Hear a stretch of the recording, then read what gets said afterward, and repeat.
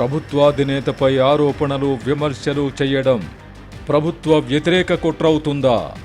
అవును అంటున్న ఆంధ్రప్రదేశ్ సిఐడి అధికారులు అదొక కారణంగా చూపించి ముఖ్యమంత్రి జగన్మోహన్ రెడ్డితో విభేదిస్తున్న వైఎస్ఆర్ కాంగ్రెస్ ఎంపీ రఘురామకృష్ణంరాజును శుక్రవారం సాయంత్రం హైదరాబాద్లో అరెస్ట్ చేసి తమ రాష్ట్రానికి తీసుకువెళ్లారు. కోవిడ్ వైరస్ సోకి విధిలేని పరిస్థితులలో అంబులెన్స్లలో హైదరాబాద్లో చికిత్స పొందడానికి వస్తున్న ఆంధ్రప్రదేశ్ రోగులను రాష్ట్ర సరిహద్దుల్లో నిలిపివేసిన తెలంగాణ పోలీసులు ఎంపీ రఘురామకృష్ణంరాజును అరెస్ట్ చేయడానికి వచ్చిన ఏపీ సిఐడి అధికారులకు మాత్రం పూర్తి సహకారం అందించారు. మరో 3 ఏళ్ల పాటు ఉమ్మడి రాజధానిగా కొనసాగే హైదరాబాద్కు తమ రాష్ట్రానికి చెందిన రోగులను అనుమతించకపోవడం ఏమిటని ముఖ్యమంత్రి జగన్ రెడ్డి తెలంగాణ ముఖ్యమంత్రి కేసీఆర్ను ప్రశ్నించలేదు. తెలంగాణ హైకోర్టు జోక్యం చేసుకోవడంతో శుక్రవారం రాత్రి పొద్దుపోయాక అనుమతించారు. తెలంగాణ ప్రభుత్వ చర్యను హైకోర్టు తోర్పారబట్టింది గాని జగన్ రెడ్డి ప్రభుత్వం మాత్రం ఒక్క మాట మాట్లాడలేదు.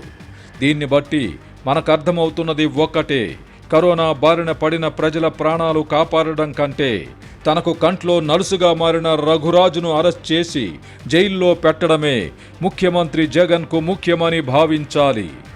రఘురాజుపై మోపిన అభియోగాల విషయానికొద్దాం.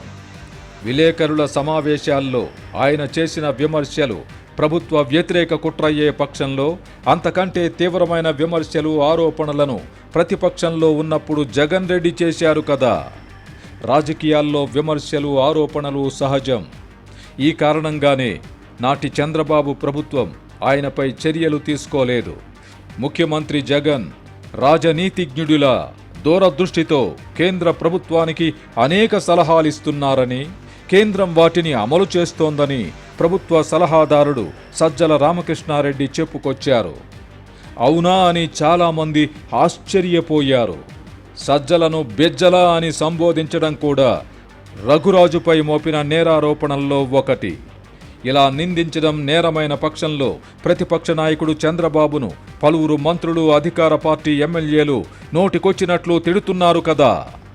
మరి వాళ్లు కూడా నేరానికి పాల్పడినట్టే కదా. ఇంతకు రఘురాజుపై ఎవ్వరూ ఫిర్యాదు చేయకపోయినా సిఐడి విభాగం చీఫ్ సునీల్ కుమార్ తమంతట తాముగా ఈ విమర్శలపై విచారణకు ఆదేశించడం గమనార్హం. ఇలాంటి అధికారం సిఐడి విభాగానికి ఉంటుందా లేదా అన్నది న్యాయస్థానం తేల్చాల్సి ఉంటుంది. ముఖ్యమంత్రి పిచ్చివాడని, తన పిచ్చికి ఆయన వైద్యం కూడా తీసుకున్నారని రఘురాజు తాజాగా చేసిన ఆరోపణను 3వ అభియోగంగా పేర్కొన్నారు.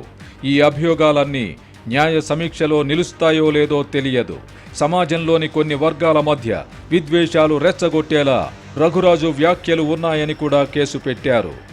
ఈ ఆరోపణపై ఆంధ్రప్రదేశ్లో ఎవరిపైనైనా కేసు పెట్టాల్సి వస్తే ముఖ్యమంత్రి జగన్ రెడ్డి ముందుంటారు. ప్రతిపక్షంలో ఉన్నప్పుడు ఒక సామాజిక వర్గంపై ఇతర వర్గాల్లో విష ప్రచారం చేసి రాజకీయ ప్రయోజనం పొందిన జగన్ రెడ్డి ఇప్పుడు ముఖ్యమంత్రిగా కూడా ఆ విష ప్రచారాన్నే నమ్ముకున్నారు. అమరావతిని రాజధానిగా నిర్మించడం వెనుక కమ్మ సామాజిక వర్గానికి ప్రయోజనం చేకూర్చే ఉద్దేశం ఉండిందని ప్రధానమంత్రికి రాసిన లేఖలో జగన్ పేర్కొన్నారు.